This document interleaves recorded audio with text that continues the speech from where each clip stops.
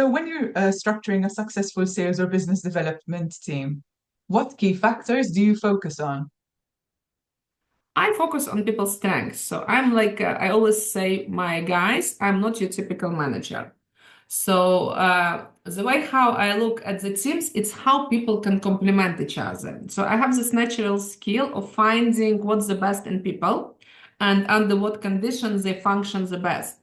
And then I can see how they can complement each other. So what I do, for example, if I have somebody strong in the team, let's say, like if I take relaxed gaming, who is have a good skill in playing slots. And then, for example, okay, I need somebody maybe to bring in the team with analytical mindset, so they can teach from each other. So one can analyze the KPIs, the other one can basically learn more about slots and everything.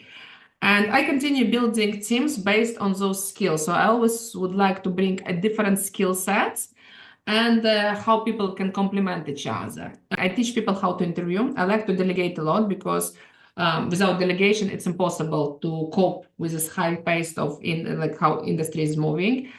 People like to grow, so I like to invest my time in people, especially at the beginning, so they can be like myself. I'm not scared to share my knowledge. I'm not scared to that somebody can take my place, because if you're scared, it's already like you lost the battle straight away. So you need people to be as good or better than you in order for the company to prosper.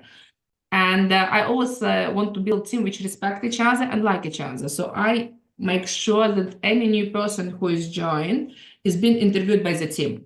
So then there would be a personal click, a personal match. And sometimes I had to say no because I can see that it's not a team fit, basically. So it's another important. The team dynamics is crucial. And then it becomes a bit more challenging when you have when you have 5 people on the team is one thing. When you have 20 people on the team, it becomes a bit more challenging. But if you're doing the things right, basically the same people will bring you their friends and so on. So it will basically be in a way organic growth. But it's very important to remember that one rotten apple can spoil the batch. So despite how desperate you are, I'd rather not hire the wrong person, or not 100% the right person, just for the sake of hiring to close the gap. Because I unfortunately learned my lesson a few times hard way, and for me, it's important to have the team happy, growing, and if they're happy, if they're growing, then they will deliver and over deliver like much more. So it's from my experience, it's proven. My career, it happened quite a few times. You don't have job opening, but then suddenly you come along a person who is extremely good.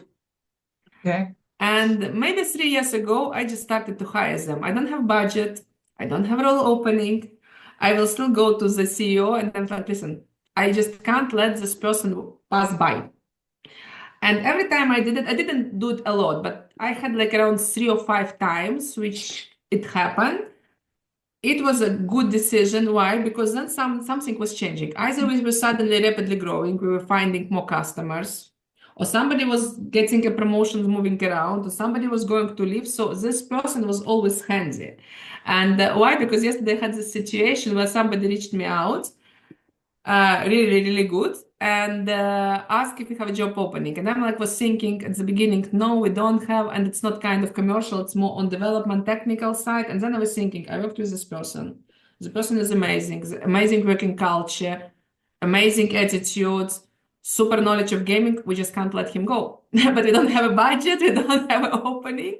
And yet, like, we're meeting him tomorrow for a job interview because I think we Amazing. should find the space and find the space what this person can do. And sometimes also kind of in your current structure, because we don't know people before we kind of start working with them. We know them, but when we start working together, suddenly, at least in my head, it clicks. Oh, I have so many pending tasks which I was hoping to delegate to someone, and this person would be the right fit. So then I obviously have a conversation. Would you be interested to take this one? So suddenly, sometimes I'm a hiring person, and then I'm creating a position after based on those skills and needs, because I needed to shift certain tasks somewhere. So I would, if you see somebody really good, don't let them walk away. That's another piece of advice here.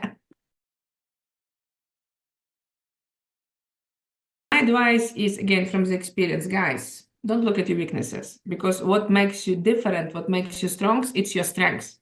So you have to develop your strengths and not like change your weaknesses. In fact, I hate this question during the interview. It's like, give me your 3 strengths and give me your 3 weaknesses.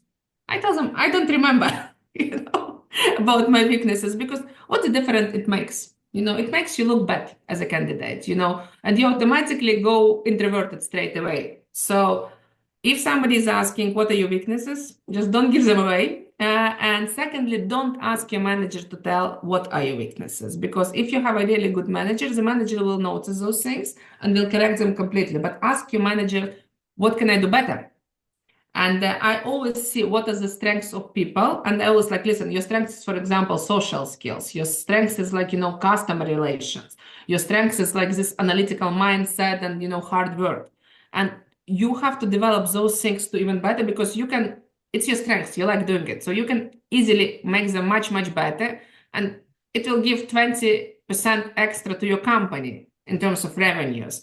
But weaknesses, if it's really bad, you shouldn't be at this job to start with. But if it's something like, you're coming late to office or whatever, it can be corrected and it should maintain on specific levels that it doesn't go down.